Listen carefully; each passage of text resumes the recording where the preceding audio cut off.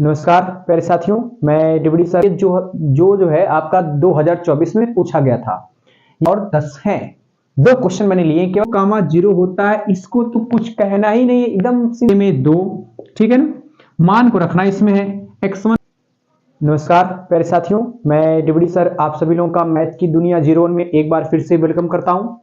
आशा करता हूं कि आप सभी लोग मस्त होंगे, जबरदस्त होंगे और जिंदाबाद होंगे और अपनी पढ़ाई भी अच्छे से कर रहे होंगे। तो प्यारे साथियों, हम लोग जो है कक्षा 10 के गणित के पेपर के ऊपर आज हम हल करने वाले हैं। अब तक हमने क्या किया था कि 2023 का मैंने एक पेपर हल करा दिया था गणित का। तो जो भी साथी मेरे जो है 2023 का क्वेश्चन खोजना चाहते हैं पेपर का, वो जाकर के मेरे प्लेलिस्ट में जाकर के 2023 के जितने भी क्वेश्चन हैं पेपर में पूछे गए मैथ्स के, वो एक एक करके सारे सवालों को क्वेश्चन या सोल्यूशन उसका देख सकते हैं। आज इस वीडियो लेक्चर में हम लोग स्टार्ट करने वाले हैं कि कक्षा 10 के गणित के 2024 में जो पेपर हुए थे उसके सलूशन की आज हम बात करने वाले हैं। और मेरे पास एक पेपर ये दे रखा है, पेपर है मेरे पास, और इसी को हम लोग हल करेंगे जो है आपका 2024 में पूछा गया था। ये 2024 का मेरे पास एक पेपर है, जिस बच्चे का है उस बच्चे का नाम है विशाल, नाम है। और फिलहाल होगा कोई, मुझे तो पता नहीं है, लेकिन इसी के पेपर मुझे मिले हैं और इसी पेपर को हम लोग आज हल करने वाले हैं। तो हो सकता है मेरे साथी कि ये जो पेपर का सलूशन आप लोगों को मिले ये कई पार्ट्स में मिले, क्योंकि वीडियो ज़्यादा लंबा ना हो और आप लोगों को देखने में बोरियत महसूस ना हो, इस बात का हमें ध्यान रखना है। तो इसलिए हम लोग जो है वीडियो को ज़्यादा लंबा नहीं करेंगे, हम उतना ही पढ़ाएंगे जितना आप लोगों को इंटरेस्ट हो सके और उतना आप लोग अच्छे से पढ़ सके। ठीक है ना। तो आइए हम लोग शुरुआत करते हैं। इस पेपर के सलूशन को एक एक करके देखेंगे, हल इसका, ताकि कैसे हम लोग समझेंगे ये सब चीजें हम लोग देखते हैं। क्योंकि हम लोग कक्षा 10 के गणित के 2024 में जो पेपर हुए थे उसको हल कर रहे हैं। इस पेपर का कोड 822 IB करके है, मैंने यहाँ पर ये लिखा हुआ था, इस चीज को मैंने यहाँ पर लिख दिया है। पेपर कोड आपका 822 IB है और इसमें जैसे 2023 का था सेम वैसे ही क्वेश्चन इसमें भी पैटर्न है, वही का सेम वही पैटर्न है। जैसे पार्ट ए वहां भी था, यहां भी आपका पार्ट ए है और पार्ट ए में आपका केवल और केवल 20 प्रश्न है जो कि बहुविकल्पी वाले हैं। ठीक ना। तो पार्ट ए में जितने भी 20 बहुविकल्पी प्रश्न है, आज हो सकता है हम लोग इसको क्लियर करें या फिर मान लो आज और कल क्लियर कर लेंगे, लेकिन हम लोग पार्ट ए को कवर करके ही पार्ट बी में चलेंगे। ठीक ना मेरे भाई। तो हम लोग स्टार्ट करते हैं इस पार्ट ए में और पार्ट ए का जो पहला क्वेश्चन है मेरे सामने मैंने लिखा हुआ भी है, तो पढ़ते हैं, देखिए ध्यान से, क्योंकि मुझे बेसिक बातें इसमें नहीं करनी, आप लोग जानते होंगे बेसिक जाए तेल लेने। हम लोग स्टार्ट करने वाले हैं। तो आपका पहला क्वेश्चन ये कह रहा है क्या कि यदि 65 और 117 के HCF को 65P - 117 के रूप में व्यक्त किया जाए तो P का मान ज्ञात कीजिए। हमारे पास दो संख्याएं हैं और इसका HCF जो है पता नहीं कितना है, लेकिन उस HCF को जो है 65P और -117 के रूप में लिखा गया है। तो हमें इस P का मान पता करना है कि इस P का मान हमारे पास कितना निकल कर आएगा। चार ऑप्शन दे रखे हैं। सवाल तो ऐसे बहुत ठीक ठाक पूछा है, पहले ही क्वेश्चन आपका बढ़िया दे दिया है, फिर भी हम लोग इसको हल करते हैं और देखते हैं क्वेश्चन हमारा क्या आता है, इसका आंसर P का मान। अब ये दो संख्याएं, एक 65 है और एक 117 है। तो हम लोग क्या करें, पहले 65 और 117 का अभाज्य गुणनखंड करते हैं। पहले हम लोग 65 करते हैं, 65 करेंगे अभाज्य गुणनखंड, तो 65 आपका जो है 5 से कटेगा, 5 से कटेगा तो आएगा 5 से कम में 5 और फिर जाएगा 5 3 15, 13 बच गया। फिर 13 से काटेंगे तो आएगा 13 कम में 13 ई आ जाएगा। मतलब ये कि जो आपका 65 था, इस 65 को लिख सकते हैं 5 गुणे 13, देख सकते हैं इसको है। उसी प्रकार हम लोग जो है इस 117 को हल कर ले रहे हैं। ये हमारा 117 दिया है, 117 को हल करेंगे तो ये किससे कटेगा आपका, पहले ये आपका 13 से काट के देख लेते हैं, है ना। 13 9 117 हो जाएगा आपका, तो 13 9 117 हम लोग काटेंगे तो यहाँ पर आएगा आपके पास 13 9 117, ये मिल जाएगा हमको। उसके बाद 3 से काटेंगे तो आएगा 3 3 के 9 और फिर उसके बाद 3 से काटेंगे तो आएगा 3 1 में 3। इसका मतलब ये कि 117 को हम लिखेंगे 13 गुणे 3 के पावर में 2, ऐसे कर सकते हैं हम लोग, है इसमें कोई दिक्कत वाली बात नहीं है, आराम से कर सकते हैं। अब देख ये रहे हैं क्या हम लोग कि जो 65 और 117 दिया है इसका HCF निकालना है, तो HCF निकालेंगे, HCF तो आपके पास 13 आएगा, क्योंकि 13 दोनों में कॉमन है। तो जो कॉमन संख्याएं होती हैं जिसके अभाज्य गुणनखंडों के सबसे उच्चतम न्यूनतम घात की उभयनिष्ठ संख्या लेते हैं। तो न्यूनतम घात की उभयनिष्ठ संख्या 13 है, तो हमारा एचसीएफ मिलेगा 13। अब इसी एचसीएफ को जो है 65p - 117 के रूप में लिखा गया है। तो भैया एचसीएफ आपका ये दे रखा है और एचसीएफ मैंने निकाला 13 आ गया, तो ये 13 इस 65p - 117 के बराबर होगा। ठीक है ना, इसको हल करते हैं। यहाँ पर है तो आपका लिखिएगा यहाँ पर क्या कि जो आपका 165p लिखा है, 65p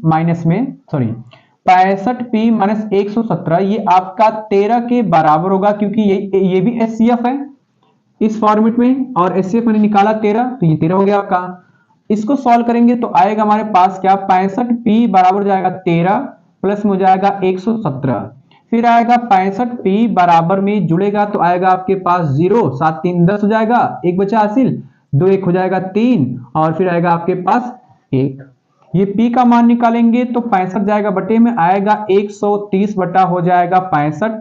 सॉल्व करेंगे तो p का मान आएगा कितना, ये 65 है तो आपका कितना आ सकता है भाई, 65 है तो इसको काट देंगे, कितना आएगा 65 गुना के 23 मतलब आएगा आपके पास 2। ये हमको आंसर मिलेगा, p का मान 2 मिल जाएगा।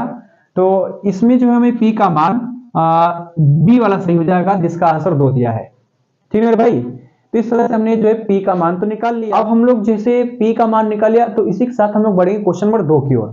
क्वेश्चन नंबर 2 देखिए, ये कह रहा है क्या कि 2 tan 45 अंश बटे में 1 + tan स्क्वायर 45 अंश का मान होगा इन चारों में से कोई एक, लाना हमको है।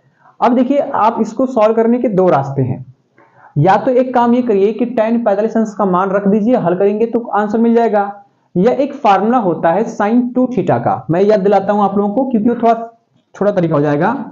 फार्मूला ये होता है कि sin 2 थीटा बराबर में होता है 2 tan थीटा और बटे में होता है 1 + tan स्क्वायर थीटा, ये फार्मूला होता है। 2 तो अपनी जगह दे रखा है, tan भी है, लेकिन जहां पर थीटा है मेरे भाई वहां पर 45 कर दिया है, तो जहां पर थीटा वहां 45 करेंगे तो 45 गुना हो जाएगा 90 और sin 90 का मान कितना होता है 1। तो इस वजह से आप ये चेंज करेंगे, जैसे आपका दिया है 2 tan 45 अंश बटे में हो जाएगा 1 + tan स्क्वायर 45 अंश। अब ये फार्मूला देख रहे हैं कि sin 2 थीटा का दिया है, जहां पर थीटा के स्थान पर 45 अंश रखेंगे तो आएगा 2 × 45 अंश और 45 का मान गुणा करेंगे 2 में तो 90 हो जाएगा, आएगा हमारे पास sin 90 अंश और sin 90 अंश का मान 1 होता है, जो कि ऑप्शन नंबर सी में करेक्ट दिख रहा है आपको, है ना। तो इसलिए इस तरह से क्वेश्चन बी का सी वाला ऑप्शन करेक्ट होगा। अब उसी के साथ हम लोग बात कर ले रहे हैं इसका क्या बोलते हैं तीसरे क्वेश्चन का, जो कह रहा है क्या 15, 18 और 24 का लसा ज्ञात कीजिए। तो लसा निकालने का आपने छोटे क्लास में ही पढ़ा है, लेकिन हमें यहाँ पर अभाज्य गुणनखंड तरीका लगाना है। जैसे 15 का हम लोग प्राइम फैक्टर करेंगे, 18 का भी प्राइम फैक्टर करेंगे, 24 का भी प्राइम फैक्टर करेंगे, सबको लेते हैं एक साथ हैं लेंगे। तो इसको देखो मैं यहाँ पे सॉल्व कर रहा हूँ, पहले हम लोग 15 का प्राइम फैक्टर कर लेते हैं। 15 का प्राइम फैक्टर करेंगे मेरे भाई तो कितना आएगा, देखिए 15 का करेंगे तो आपका ये 3 से कटेगा, आएगा आपके पास कितना 5 3 15 और फिर 5 से कटेंगे तो आएगा आपके पास 1। मतलब सीधे सीधे ये कह लिया जाए, थोड़ा सा मैं इसको इरेज कर रहा हूँ क्योंकि अब इसकी हमें आवश्यकता तो है नहीं फिलहाल। सीधे सीधे के लिए जाए कि जो 15 था इस 15 को लिख सकते हैं 3 के पावर में 1 गुणे 5 के पावर में 1, ये कर सकते हैं। उसके बाद 18 दिया है, 18 का भी हम लोग करेंगे प्राइम फैक्टर, तो 18 का प्राइम फैक्टर करेंगे तो ये आएगा कितना, 2 से कटेगा ना तो हो जाएगा 9 दूना के 18, फिर 2 से काटेंगे सॉरी 3 से कटेगा, ये आएगा 3 3 के 9, फिर 3 से काटेंगे तो आएगा 3 एकम में 3। मतलब ये कि जो 18 दिया है उसको लिख सकते हैं 2 के पावर 1 गुणे 3 के पावर में 2, पूरा बन सकता है। उसके बाद जो 24 दिया इसको भी कर लेते हैं, 24 को काटेंगे तो ये किससे कटेगा आपका, देखिए ध्यान से 2 से काटेंगे आएगा 12 दूना के 24, फिर 2 से काटेंगे तो आएगा हमारे पास 6 दूना के 12, फिर 2 से काटेंगे आएगा 3 और फिर 3 से काटेंगे तो आएगा 1। मतलब 2 के पावर 3 और 3 के पावर में 1, ये बन सकता है। तो हो जाएगा 24 बराबर में जाएगा 2 के पावर में 3 गुणे 3 के पावर में 1, ही बन सकता है। अब इन्हीं संख्याओं का एलसीएम निकालना है, तो देखिए ध्यान जरा, लेकिन यहाँ पर क्या एलसीएम निकालना है। एलसीएम कहता क्या है कि सभी अभाज्य गुणनखंडों के सबसे बड़ी घात का गुणनफल, ये नियम होता है। तो अभाज्य गुणनखंडों की सबसे बड़ी घात गुणनफल, इसमें देख रहे हैं कि 2 यहां पर है, 2 यहां पर है, तो बड़ी घात 3 दिख रही है 2 की, तो ले लीजिए 2 की पावर में 3, तो आएगा 2 के पावर में 3 गुणे 3 के पावर में 2 बड़ी घात दिख रही है, तो 3 के पावर में 2 ले लीजिए और 5 भी ले लीजिए, 5 के पावर 1 हो जाएगा। इसको हल करेंगे तो 8 होगा, इसको सॉल्व करेंगे तो 9 हो जाएगा, गुणे हो जाएगा आपका 5। उसके बाद गुणा करेंगे तो 8 9 72, यह आएगा 72 गुणे 5। सॉल्व करेंगे तो हो जाएगा 5 दुना के 10, 5 दुना के 10 हासिल आया 1, हाई 7 5 35, 35 हो जाएगा 36। मतलब एलसीएम जो हमको मिलेगा, एलसीएम आएगा 360, ये हमको मिलेगा एलसीएम। तो 360 हमारा डी वाले में करेक्ट है, मिल जाएगा क्वेश्चन नंबर तीसरे का डी वाला। तो ये तो बड़ा सिंपल तरीका था। उसी प्रकार हम इसको भी सॉल्व कर लेते हैं। 148 दिया है और 185 दिया है, ठीक ना। तो थोड़ा सा मैं इसको थोड़ा सा मिटाता हूं, क्योंकि बहुत ज्यादा हमें स्पेस की आवश्यकता है नहीं, बस आसानी से हल कर लेंगे, मिटा लेंगे। देखिए तो साथियों, हमने 3 तक कवर कर लिया। अब उसके बाद जो है चौथे के ऊपर हम लोग बात करने वाले हैं। चौथा कह रहा है कि 148 बटे में 185 का सरलतम रूप है। कौन सा रूप है, मतलब इसका छोटा रूप कौन सा होगा। तो काटेंगे, जो कटेगा उसको छोड़ बचेगा वो हमारा आंसर हो जाएगा। पहले इसको हम लोग सोच रहे हैं कि इसको और आसान बनाते हैं, मतलब इसका अभाज्य गुणनखंड करते हैं। अभाज्य गुणनखंड करेंगे पहले 148 का, तो 148 से करते हैं भाई 148 यहां पर दिया है।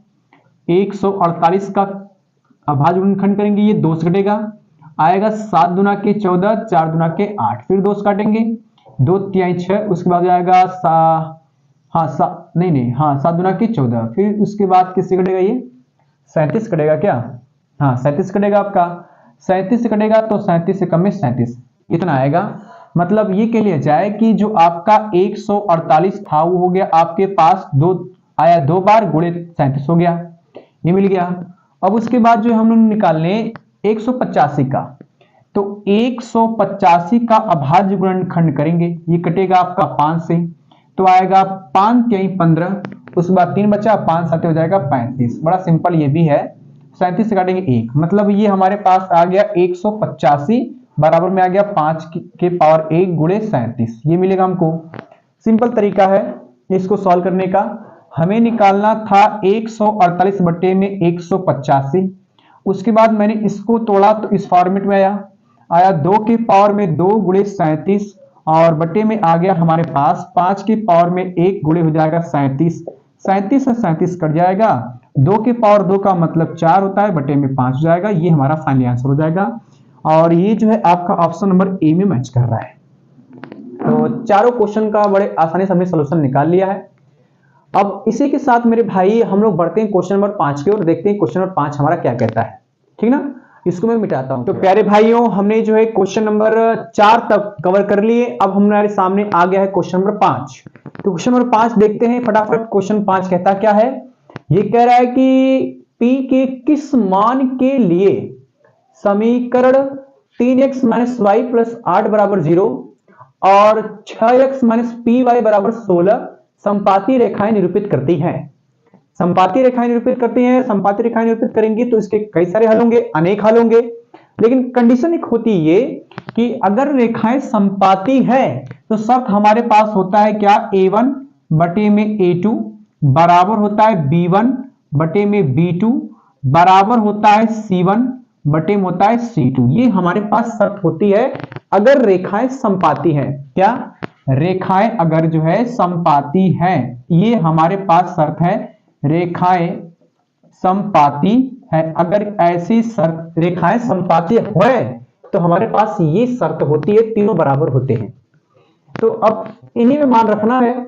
a1 का मान देख रहे हैं कि a1 का मान 3, b1 का मान -1, यहां पर जो xy के गुणांक होते हैं वो a1 b1 होता है, और c1 का मान 8, ये मिल जाएगा हमको। तो रखते हैं यहां पर है, हमको मिलेगा क्या, a1 का मान तो जाएगा 3 बटे में a2 भी है आपका। a2 का मान हम देख लीजिए यहां से दूसरे समीकरण से, तो दूसरे समीकरण से दिया है a2 का मान 6, b2 का मान -8 और c2 का मान हो जाएगा -16, उधर भेजेंगे तो हो जाएगा 6 बराबर में b1 का मान -1 बटे में b2 का मान हो जाएगा -p, तो P बराबर C1 का मान 8, C2 का मान हो जाएगा मेरे भाई -16, तो आएगा आपके पास -16, इतना हमको मिलेगा। सिंपल तरीका है, आप क्या करें कि केवल इन दोनों रेशियो को ले लीजिए, इन दोनों रेशियो मैं घेर भी दे रहा हूं यहां पर, क्या केवल इन दोनों रेशियो को लीजिए, इन दोनों अनुपात को लेंगे तभी हमें P का मान मिल जाएगा। कैसे? ये P से P कट जाएगा, एकदम सिंपल तरीका है ये।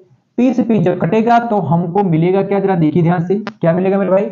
ये मिलेगा, आएगा आपके पास 3/6 बराबर आएगा 1/में P। It implies that P का मान आएगा कितना, 6/3। हल करेंगे तो P का मान आएगा आपके पास 2। सिंपल तरीका है एकदम सॉल्व करने का, मतलब इसका ऑप्शन नंबर बी करेक्ट हो जाएगा, है ना। बहुत सिंपल था ये। उसी के बाद अब हम लोग बढ़ रहे हैं क्वेश्चन नंबर 6 की ओर, और 6 देखते हैं क्वेश्चन नंबर 6 कहता क्या है। ये कह रहा है कि यदि 3x + 2py बराबर 2, बढ़िया सवाल है, और 2x + 5y + 1 बराबर 0 द्वारा निरूपित रेखाएं परस्पर समांतर हैं, तो P का मान ज्ञात कीजिए। रेखाएं समांतर है, इसका मतलब उसका कोई हल नहीं होगा। तो शर्त हमारे पास ये होती है, रेखाएं समांतर होती है तो क्या ये होता है A1/A2 बराबर होता है B1/B2 नॉट इक्वल टू होता है C1/C2। ये तब आता है जब रेखाएं, लिख भी दे रहा हूं मैं यहां पर, क्या रेखाएं समांतर होती हैं, रेखाएं समांतर हैं तो हमारे पास ये शर्त होती है। सारा एकदम क्वेश्चन नंबर 5 के जैसा ही, बस वहां पर संपाती बोला था, यहां पर समांतर है। तो अब रखते हैं मान A1 B1 C1 भाई, क्योंकि इससे तो मतलब है नहीं, C1 C2 से बराबर नहीं है, केवल हम इन्हीं दोनों को लेकर चल देंगे। A1 का मान दे रखा है आपके पास कितना गया, 3। B1 का मान हो जाएगा 2p रख देंगे तो आएगा कितना, ये हो जाएगा A1 का मान 3/में A2 भी दिया है, A2 का मान हो जाएगा 2 बराबर में कितना आएगा, B1 का मान दिया है 5, तो 5/में इसका मान हो जाएगा, सॉरी इसका मान, तो B1 का मान दिया है 2p दिया है, 2p लिखते हैं यहां पर है 2p और B2 का मान हो जाएगा 5। सॉल्व करेंगे मेरे भाई तो कितना आएगा, ये हो जाएगा 5 3 15। हल करेंगे तो आएगा 15 बराबर में आएगा 2 दूना के 4 P का मान निकालेंगे तो आएगा 15/में हो जाएगा 4, ये हमको मिलेगा। P का मान आएगा 15/4, तो 15/4 कहां गया, ऑप्शन नंबर ए में कर मिल रहा है भाई, ऑप्शन नंबर ए वाला हमारा करेक्ट हो जाएगा, ठीक ना। अब उसके बाद जो है हम लोग क्वेश्चन नंबर 17 की ओर बढ़ते हैं, 7 की ओर बढ़ते हैं। 7 भी हमारा है इजी, बस थोड़ा सा ध्यान देने की जरूरत है कि इजी कितना आएगा। मैं इसको डायरेक्टली कर दे रहा हूं, ठीक ना, क्योंकि 15 का हो जाएगा 225 का, अब 8/64 को घटाएंगे उसमें से, तो हमारे पास कितना बचेगा, 64 है ना। तो 64 में मतलब ये आप घटाएंगे 225 में घटाएंगे 64 तो बचेगा कितना, 1 हो जाएगा। ये बचेगा 22 में से 6 जाए, आपका आएगा कितना, 22 में से 6 जाए तो 22 में से 6 घटेगा तो कितना बचेगा, लंबटे मतलब नहीं, ये जोड़ना पड़ेगा, जोड़ेंगे तो 5 4 9, उसके बाद हो जाएगा कितना, ये 6 2 8, उसके बाद आएगा 289, और 289 आपका 17 का होता है ना, 17 का होता है। तो अब जरा देखिए ध्यान से, मैं एक काम कर रहा हूं डायरेक्टली यहीं पे, क्या कि जैसे आपके पास कह रहा है कि 15 cot थीटा बराबर 18 8 दिया है, तो साइन थीटा का मान निकालिए। बस सिंपल तरीका है, आपके पास दिया है 15 cot थीटा बराबर में 8 है, cot थीटा का मान निकालेंगे तो आएगा 8/15। सिंपल चीज ये है, मैं यहां पर आप लोगों को फिगर के माध्यम समझा रहा हूं। जैसे देखिए cot थीटा का फार्मूला, जैसे मान लीजिए यहां पर आपका अगर न्यून कोण है तो cot थीटा बराबर में होता है आधार बटे में एक लंब होता है, आधार बटे में लंब, आधार का मान हो जाएगा कितना, आधार बटे में लंब, आधार बटे में 8 और लंब का मान हो जाएगा 15। कड़ का मान निकालेंगे तो आएगा आपके पास 17, करके देख लीजिएगा पाइथागोरस प्रमेय लगा करके। तो हम लगाते हैं यहां पर साइन थीटा पूछ रहा है, साइन थीटा बराबर होता है लंब बटे में कड़, लंब का मान 15 कड़ का मान 17, तो आएगा 15/17, ये हमको मिल जाएगा फाइनली आंसर साइन थीटा का मान। बहुत सिंपल तरीका है, इसका ऑप्शन नंबर डी वाला करेक्ट हो जाएगा, ठीक ना। उसके बाद हम लोग 8वें देख ले रहे हैं, 8वां उसके बाद देखते हैं, थोड़ा सा इसको मैं मिटाता हूं, वैसे है ये भी सिंपल, या तो यहीं पे हल करते हैं, ये भी पढ़ लेते हैं एक बार कि क्वेश्चन नंबर 8 कहता क्या है। ये कह रहा है कि यदि ABC तथा XYZ दो समरूप त्रिभुज हैं तो कोण A का मान दिया 75 अंश दिया है, कोण Y का मान दिया है कितना 57 अंश दिया है, कोण C का मान ज्ञात कीजिए। थोड़ा सा मुझे इसको लग रहा है मिटाना ही पड़ेगा, बढ़िया हल कर दे इसको मिटा करके हम लोग क्वेश्चन नंबर 8 को देखते हैं, ठीक है मेरे भाई। तो प्यारे भाइयों हमने तो मिटा दिया। क्वेश्चन नंबर 8 को पढ़ते हैं। क्वेश्चन नंबर 8 कहता क्या है, ये ए करा ए बी सी तथा एक्स वाई जेड दो समरूप त्रिभुज हैं। दो समरूप त्रिभुज है, लेते बनाते हैं इसको। है एक आपके पास त्रिभुज ये कह रहा है, सिंपल बात है, ए हो गया, ए बी सी। एक त्रिभुज और आपके पास है, इसका भी नाम देते हैं एक्स, ये हो जाएगा वाई, ये जेड। ठीक है, दो समरूप त्रिभुज है, मतलब ये इसके समरूप है। समरूप है, फिर कह रहा है क्या कि कोण ए बराबर में दिया है 75 अंश। इस कोण को लेते हैं भाई, कोण ए का मान हो जाएगा आपका 75 अंश, सिंपल बात है। कोण y का मान हो जाएगा आपके पास 57 अंश, ये मिल जाएगा हमको। तो कोण C का मान पूछ रहा है, इस कोण का मान पूछ रहा है कि इस कोण का मान कितना होगा। अब देखिए ध्यान से, पहली बात तो ये कि कह रहा है कि त्रिभुज समरूप है। ये आपका त्रिभुज ए बी सी समरूप है त्रिभुज एक्स वाई जेड के। और जब दो त्रिभुज समरूप होते हैं तो उसके संगत कोण बराबर होते हैं। जैसे ए जो है एक्स के बराबर होगा, बी वाई के बराबर होगा, सी जेड के बराबर होगा। तो जैसे संगत को जो जब बराबर होते हैं तो जो y है ये b के बराबर होगा, तो b का मान भी हमारे पास आएगा 57 अंश हो जाएगा। एकदम सिंपल चीज है। तो जब किसी त्रिभुज की तीन कोण हमें दो कोण दिए रहते हैं तो तीसरा कोण निकाल सकते हैं। कैसे?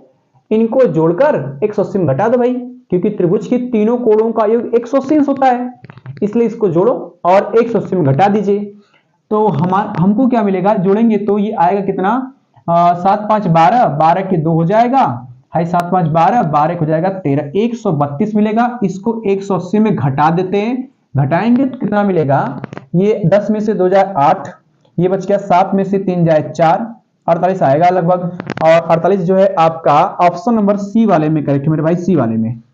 बहुत सिंपल तरीका है, बहुत ज्यादा हम इसमें बात नहीं करी थी। देखिए बेसिक जिनका अगर स्ट्रांग है तो क्वेश्चन फटाफट लगाते चलेगा, जिनका बेसिक स्ट्रांग नहीं है उसको दिक्कत करेगी मेरे भाई, सीधी सीधी बात है। तो बेसिक अपना स्ट्रांग बनाइए और सवालों का धुआं धुआं कर दीजिए, ठीक है ना। अब मैं इसको मिटा करके क्वेश्चन नंबर आगे बढ़ता हूं, क्वेश्चन देखते हैं कि अगला क्या है। ठीक है, तो मेरे भाइयों हमने क्वेश्चन नंबर 8 तक बड़े बढ़िया से कंप्लीट कर लिए हैं। अब हमारे सामने क्वेश्चन नंबर 9 और 10 हैं। दो क्वेश्चन मैंने लिए केवल, क्योंकि रात काफी हो चुकी है और हम जा रहे हैं इस वीडियो को बंद करके सोने, क्योंकि भाई सोमवार सुबह उठ नहीं पाऊंगा, इसलिए अभी फिलहाल मेरे पास 2 क्वेश्चन है। जितने भी क्वेश्चन है फिलहाल आज कवर कर लेते हैं, तो उसके बाद बचे हुए क्वेश्चन हम लोग कल कवर कर लेंगे। आराम से पढ़ लेते हैं भाई, क्या टेंशन है। लेकिन पढ़ाई करनी है, ये नहीं कि हाँ छोड़ देना है, पढ़ना है हमको है। तो क्वेश्चन नंबर 9 देखते हैं, कहता क्या है। क्वेश्चन नंबर 9 कह रहा है क्या कि बिंदु यम दिया है, एम का निर्देशांक -3,4 की मूल बिंदु से दूरी ज्ञात कीजिए। बड़ा क्वेश्चन आसान है, ओए होए इतना आसान क्वेश्चन कहीं मिलेगा ही नहीं। तो पहले बिंदु एम लेते हैं मेरे भाई। एम बिंदु दे रखा है, क्या दिया है, एम का निर्देशांक -3,4 और एक मूल बिंदु है, मूल बिंदु को हम दर्शाते हैं ओ से, और इसका निर्देशांक भाई 0,0 होता है। इसको तो कुछ कहना ही नहीं है, एकदम सिंपल ये चीज है। दूरी निकालनी है, दूरी का फार्मूला लिख लो भाई, दूरी का फार्मूला लिख लो मेरे दोस्तों। क्या होता है कड़ी में, बताते हैं। कड़ी में होता है आपका x2 माइनस होता है x1 का होल स्क्वायर, प्लस में होता है y2 माइनस y1 का होल स्क्वायर। ये भी फार्मूला होता है मेरे भाइयों, यूज कर लेते हैं। अब आपके पास ये हो जाएगा, ऊपर मानिएगा x1 फिर y1 फिर x2 y2, मान रख दो, इसमें आएगा बराबर करड़ी में x2 का मान 0 माइनस में x1 का मान -3 माइनस हो जाएगा +3 का होल स्क्वायर, प्लस y2 का मान 0, y1 का मान 4 रख देंगे, -4 का होल स्क्वायर हो जाएगा। सॉल्व कर लेते हैं भाई, ये बचेगा 3 का स्क्वायर, ये बचेगा -4 का स्क्वायर। एकदम सिंपल चीज है ये। तो आएगा करड़ी में 3 का होल स्क्वायर प्लस में हो जाएगा -4 का होल स्क्वायर। सॉल्व करेंगे तो आएगा कड़ी में 3 का स्क्वायर 9 और -4 का स्क्वायर हो जाएगा 16, 16 9 25, 25 का वर्गमूल 5 तो लिख लेते हैं भाई, कड़ी में आएगा आपका 25 और 25 का वर्गमूल हो जाएगा मेरे भाई 5, ठीक ना। 5 हमारा आंसर हो जाएगा, जो कि ऑप्शन नंबर ए में करेक्ट है। एकदम सिंपल है ये। अब इसी के बाद हम लोग बढ़ते हैं क्वेश्चन नंबर 10 की ओर। 10 देखते हैं, कह रहा है क्या कि बिंदु -2,6 और -2,10 को मिलाने वाले रेखा खंडों के मध्य बिंदु के निर्देशांक ज्ञात कीजिए। तो मध्य बिंदु का कैसे निकालना है निर्देशांक, इसका भी फार्मूला होता है। आइए देखिए कैसे निकालते हैं। लेकिन यहाँ पर क्या कि मध्य बिंदु लिख लेते हैं बढ़िया से एकदम, मध्य बिंदु के निर्देशांक है ना। वैसे अगर आपको बहुविकल्पी में है तो भाई सब लिखने की जरूरत नहीं, बस केवल फार्मूला लिखिएगा। फार्मूला लिख देता हूं, क्या होता है ये फार्मूला होता है कोष्टक में क्या x1 प्लस x2 बटे में 2, फिर कामा लगाते हैं y1 प्लस y2 बटे में 2, ठीक है ना। मान को रखना इसमें है, x1 का मान ये x1 y1 x2 y2 बस यही है। x1 का मान -2, x2 का मान -2 रखेंगे यहाँ पर तो आएगा -2 बटे में जाएगा 2, फिर कामा लगाएंगे y1 का मान 6 y2 का मान 10, तो 2 प्लस में 6 दिया 6 प्लस में हो जाएगा 10 बटे में आएगा 2।